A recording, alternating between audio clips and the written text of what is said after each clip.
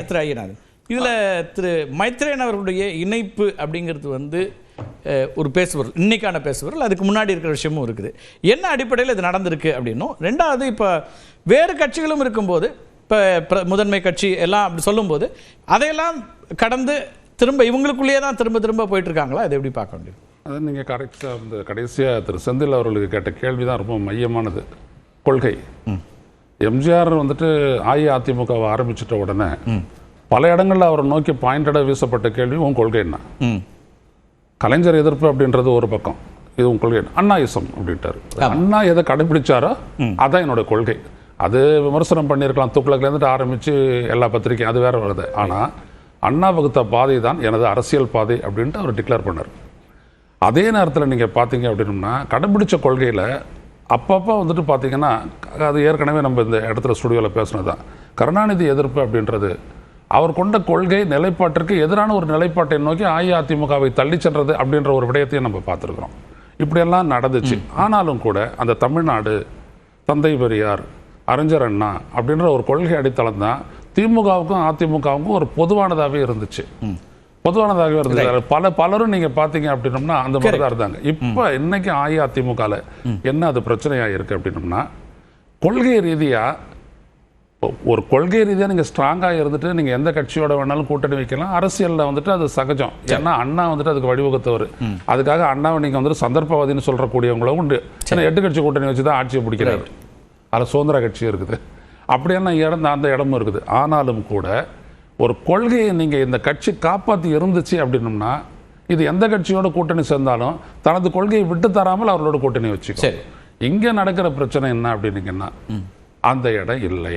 ஒன்று அதிமுக பலவீனப்பட்ட ஒரு நிலை, இன்னொரு நிலை என்ன அப்படின்னம்னா, இந்த கூட்டணிக்கு சார் இந்த பரப்புரை பயணத்தில் மிகப்பெரிய அளவுக்கு மக்கள் திரள் வருது, ஆதரவு கூடுதுன்னு எதிர்கட்சி தலைவர் சொல்றாரு. நீங்க தொடர்ச்சியா பலவீனம் பலவீனம் என்ன அடிப்படையில் அதை சொல்றீங்க? இல்லை, பலவீனத்துக்கான நம்மளுக்கு ஒரே இது மக்கள் ஆதரவு தான். மக்கள் கூட்டத்தை நீங்கள் எவ்வளோ மாநாட்டில் கூட்டுறீங்க, எவ்வளோ கூட்டம் உங்களுக்கு வருது அப்படின்றதெல்லாம் இன்றைக்கி காத்தால கூட நடந்துச்சு இல்லையா? ஒரு வண்டி ஆக்சிடென்ட்டுக்கு உட்படுத்து, அதில் 50 பேர் இருந்தாங்க. எடப்பாடி பழனிசாமி அவர்களோட கூட்டத்திற்காக அவங்க போயிட்டு வந்திருக்கிறாங்க. ஸோ இந்த மாதிரி நம்ம பல விஷயங்களை பார்க்கலாம். அதெல்லாம் வேறு. ஈவன் அண்ணாமலை அவர்களுக்கு கூட ஒரு பெரிய அளவுக்கு கூட்டம்லாம் கூடியிருக்கு. அது இல்லை நான் சொல்கிறேன். வருது கடைசியாக நடந்த மக்களவை தேர்தல் அப்படின்றது தான் அதுக்கான உரைகள். மக்களவை தேர்தலை பொறுத்த வரைக்கும், இல்லை சட்டப்பேரவை தேர்தலை பொறுத்த வரைக்கும் அஇஅதிமுக 3வது இடம் 4வது இடம் போகிறது அப்படின்றதெல்லாம் தமிழ்நாட்டு அரசியல் வரலாற்றில் போஸ்ட் 73 நினைத்து பார்க்க முடியாத ஒன்று. ஏன் அப்படின்னம்னா, அவங்களுக்கு ஒரு ஸ்டாண்டர்டாக ஒரு ஓட் பேங்க் இருக்கும். இப்போ ஓபிஎஸ் போட்டியிட்ட இடத்துல அஇஅதிமுக இரட்டை இலை சின்னம் வெறும் 8.99%. ரைட்டா? அதே நேரத்தில் இங்க ஒரு தொகுதி நீங்க குறிப்பிட்டு சொல்றீங்க சார். தமிழ்நாடு முழுக்க அதிமுக தானே 2வது பெரிய கட்சி அப்படின்னு இருக்குது. அதனால தானே ஆளும் கட்சியா இருக்க பாஜக அவங்கள நோக்கி கூட்டணிக்கு வர்றாங்க. இல்ல, அதிமுகவை நோக்கி பாஜக ஏன் வந்துச்சுன்றதுக்கு நம்ம ஏற்கனவே அனலைஸ் பண்ணிட்டோம். அது விடுங்க, அவங்களுக்கு வேற வழி இல்லை. ஒரு தொகுதி ஜெயிக்கணும்னா கூட இங்க அவங்களுக்கு அதிமுக தேவை. அவங்க திமுகவோட போக முடியாது. அது காரணம் அந்த கொள்கை டிவைடு. இந்த இடத்துல நீங்க பாத்தீங்க அப்படின்னா, வட தமிழ்நாட்டை பொறுத்த வரைக்கும், வேலூர் தொகுதியை பொறுத்த வரைக்கும், ஒரு கட்டத்தில் வாணியம்பாடி தொகுதியில் திமுகவை தோற்கடிச்சுட்டு அதிமுக ஜெயிச்சதெல்லாம் ஜெயலலிதா காலகட்டத்தில். அந்த இடத்துல 3வது இடம் வெறும் 10%. அப்போ இதுல எதை நான் சொல்ல வரேன்னா, ஒரு கட்சி பலவீனப்படும் பொழுது நான் அந்த ஆர்குமெண்ட் எடுத்துக்கிறேன். நீங்க பலவீனப்பட்டிருக்கு அதனால இவங்க வராங்கன்றீங்க. இல்ல, பலவீனப்பட்டதற்கான அந்த அதுக்கு அப்புறம் அதுலயே கூட வந்தவர்கள்ல அவங்க வைக்கக்கூடிய ஒரு அம்சம் என்னன்னா, திரு அன்வர் ராஜா நாடாளுமன்ற உறுப்பினர் பொறுப்பை எதிர்பார்த்தாரு, கொடுக்கல ராஜ்யசபா, அதுக்கப்புறம் வந்துட்டாரு. அதே போல கார்த்திக் தொண்டைமான் தனக்கான அதிகாரம் இல்லை, வந்துட்டாரு. மைத்ரேயன் நாடாளுமன்ற உறுப்பினர் மேலவைக்கு எதிர்பார்த்தாரு, கொடுக்கல, வந்துட்டார் அப்படின்னு அவங்க சொல்றாங்க. அப்ப ஒரு தனி மனிதர்களாக அவங்களுடைய வாய்ப்புகள் மறுக்கப்படுது, அல்லது அவங்களுக்கான வாய்ப்பு கிடைக்கல, இப்போ கிடைக்கிற இடத்துக்கு போகணும்னு வர்றத நாம அப்படி அதிமுக பலவீனம்னு சுருக்க முடியுமா? அது பதவி ஆசைன்னு சொல்ல முடியுமா? அங்கீகாரத்தை தேடி இருந்தவங்களுடைய நிலை அப்படின்னு சொல்ல முடியுமா? அங்கீகாரத்தை எவ்வளவு ஆண்டு கொடுத்தது யாருன்னு கேட்கிறாரு அக்னீஸ்வரன். 18 வருஷம் இருக்கீங்க சார், இதெல்லாம் இல்லாமலே இருக்காங்களே தொண்டர்கள். அது வேற. கட்சி அப்படின்றது கட்சிக்கு தொண்டர்கள், கட்சிக்கு தலைவன், ரெண்டுத்துக்கும் அடித்தளம் கொள்கை. அது முதல்ல புரிஞ்சுக்கணும். ஒரு கட்சியால ஒரு தொண்டனால அந்த பகுதியில் அந்த கட்சி. அன்வர் ராஜா அப்படின்றவர் ராமநாதபுரம், அதை நம்ம புரிஞ்சுக்கணும். அப்போ அந்த அன்வர் ராஜாவை அந்த இடத்துல நிறுத்த வேணான்னு கூட்டணி கட்சி சொல்லுது. இப்ப நிறுத்தாதீங்க, இல்லாட்டி எங்களுக்கு அதை அலாட் பண்ணுங்க அப்படின்னு சொல்லுது. இதை நான் வந்துட்டு ஹார்சஸ் மவுத் அங்க இருந்தா நான் கேட்ட ஒரு விடயம். அப்ப அது என்ன கட்சி அது? அப்ப எப்படி இருப்பார் அவரு? அது இவ்வளவு காலம் அவர் நீடிச்சிருந்ததே ஒரு பெரிய விடயம்.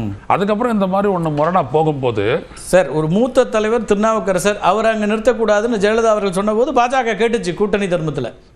உங்களுக்கு நினைவூட்டுறேன், அதுவும் நடந்தது தானே? இல்ல, தவறு தானே அது? அது சரியா தவறா?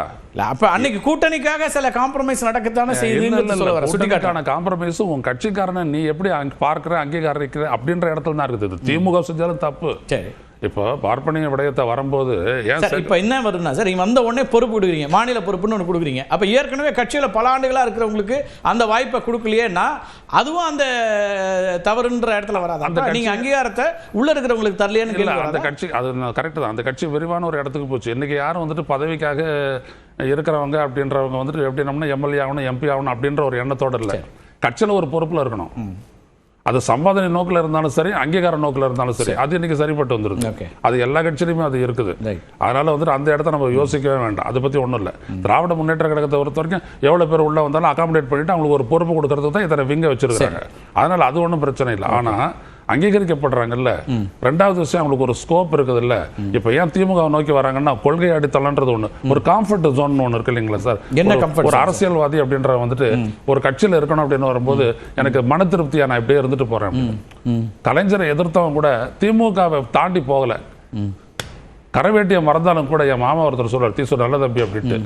அவங்களாம் எப்படி நம்மனா போட்டு கட்சிக்கு போட்டு சீட்லாம் கேட்க மாட்டாங்க, சீட்டு வீட்டை தேடி வரணும்னு சொல்லக்கூடிய அண்ணா காலத்து அரசியல்வாதிங்க. அவர் என்ன சொல்றாரு, நான் கலைஞரை அக்காமடேட்டிவா இருக்காங்க, மாற்று கருத்து இல்லை சார். இன்னொரு விமர்சனம் கட்சிக்குள்ளேருந்தே வருது, அது உங்க காதுகளுக்கு. ஏன்னா நீங்க நிறைய ஹார்சஸ் மவுத்துலேருந்து கேட்கிறவர்களால் இதையும் கேட்டிருக்கலாம். தட்டுங்கள் திறக்கப்படுங்கிறத விட திட்டுங்கள் திறக்கப்படும் தான் இருக்கு இங்க பாலிசின்னு சொல்லக்கூடிய திமுக இருக்காங்கல்ல. யாரெல்லாம் விமர்சிக்கிறாங்களோ அவங்கெல்லாம் உள்ள கூட்டு வச்சிருக்கீங்களாங்கிறாங்க. அதுவும் நடக்கத்தானே செய்யுது. இல்ல, அது ஒரு காலகட்டம் தான். அது அரசியலை பொறுத்த வரைக்கும் என்ன அப்படின்னீங்கன்னா, அரசியல்ல ஒரு தலைவன் வந்துட்டு அணுகிறது பலம். இப்போ ஸ்டாலின் மூவ் பண்ணி அப்படி வச்சுக்கலாம், ஒரு பேச்சுக்கு வச்சுக்கலாம். அன்வர் ராஜாவை இழுத்துக்கிறாரு அப்படின்னோம்னா அந்த இடத்துல அவர் ஒரு பலம், பலத்தை சேர்த்துக்கிறாரு, ஸ்ட்ரெங்தன் பண்றாரு. தென் மாவட்டங்கள்ல இருக்கக்கூடிய 10 நாடாளுமன்ற தொகுதிகளில் இருக்கக்கூடிய 60 எம்எல்ஏ சீட்டு தான் அஇஅதிமுக அடிப்படையிலே அதனுடைய பலம். இன்னைக்கு அந்த பலம் வந்துட்டு சிதைந்து கிடக்கக்கூடிய ஒரு சூழல்ல தங்களை பலப்படுத்திக் கொள்ளக்கூடிய ஒரு வாய்ப்பு கிடைக்கும் போது அது திராவிட முன்னேற்ற கழக தலைமை ஏற்றுக்கொள்ளத்தான் செய்யும். அது வந்துட்டு தொண்டமாட பொறுத்த வரைக்கும், இவரை பொறுத்த வரைக்கும் ரைட்டு. இவரை பொறுத்த வரைக்கும் என்ன அப்படின்னீங்கன்னா, இப்படியான ஒரு சேர்க்கை வந்துட்டு எல்லா காலகட்டத்திலும் நடந்துகிட்டு தான் இருக்குது. அது நம்ம ஏற்றுக்கொள்ள மைத்ரேயனை பற்றி சொல்லும் போது அதே நேரத்துல கலைஞர் ஒன்று சொல்லுவாரு, அது என்ன அப்படின்னோம்னா, துரும்பு தான், அது கூட பல்லு குத்துறதுக்கு நம்ம வச்சுக்கலாமே, அது அடுத்தவங்கிட்ட கொடுக்கணும் பாரு. அதனால வந்துட்டான்ல, வந்த வரைக்கும் லாபம், வந்த வரைக்கும் வச்சுக்க, அது என்னைக்காச்சும் ஒரு நாள் பயன்படும் அப்படின்னு அவரு. அப்படியான ஒரு கொள்கை கொண்டா அந்த வழி தொண்டரா இருக்கக்கூடிய ஸ்டாலின் வந்து அதை ஏத்துக்கிட்டதுல எந்த விதமான இதுவும் இல்லை. இது பியூரான அரசியல் தான். நான் வந்து திரு மைத்ரேயன் அவர்களுக்கு தனிப்பட்ட இந்த கேள்வி வைக்கல, வேற ஒண்ணு சொல்றேன். நீங்க துரும்புதானே அப்படின்னு கலைஞர் சொல்லல, அவர் குறைக்கல. நான் வேற ஒரு தான் கேட்கிறேன். பல்லு குத்த உதவுனா பரவாயில்ல, கண்ணுல விழுந்த துரும்பு ஆயிடக்கூடாதுன்னு பாப்பாங்களே, பொதுவா அது என்னவா இருக்குங்கிறது தெரியாது இல்லையா? அதான் செந்தில்வேல் கலைஞர் சொன்னதுதான், அதுவும் கலைஞர் சொன்னதுதான். அதுதான், அதாவது ஒண்ணும் நான் இதை தனிநபருக்காக வைக்கல, பொதுவா வரக்கூடியவங்க கட்சியில இருந்து இன்னொரு கட்சிக்கு மாறுறாங்கன்னா அவங்க பல் குத்த உதவக்கூடிய துரும்பா இருக்காங்களா அல்லது கண்ணில் விழக்கூடிய துரும்பா இருக்காங்களாங்கிறத பொறுத்தும் தானே அது பலமா பலவீனமாங்க. ஐயா, கள அரசியல் ஒருத்தர் நான் ஒரு ஒப்பீடு சொல்றேன். திரு மைத்ரேயனால வந்துட்டு பெரிய அளவிற்கு வந்துட்டு வாக்குகளை கொண்டு வர முடியாது, உண்மைதான். சரி, இராஸ்டேடியன் எப்படி இருந்தார் திமுகல, வாக்குகளை கொண்டு வந்தாரா? அகில இந்திய அரசியலை தீர்மானிச்சாரா இல்லையா? ஓகே, அப்போ ஒரு வேற ஒரு கணக்கு இருக்கலாங்கிறீங்க. ஒவ்வொருத்தருக்கும் ஒரு பலம் இருக்கு, அந்த பலத்தை வச்சுதான் வராங்க. அது ஒரு கட்சியினுடைய தலைமை உணர்ந்தே இருக்குன்ற நானு. ஸ்டாலின் கொஞ்சமும் குறைவானவர் அல்ல. ஓகே, ரைட், பேசுவோம்.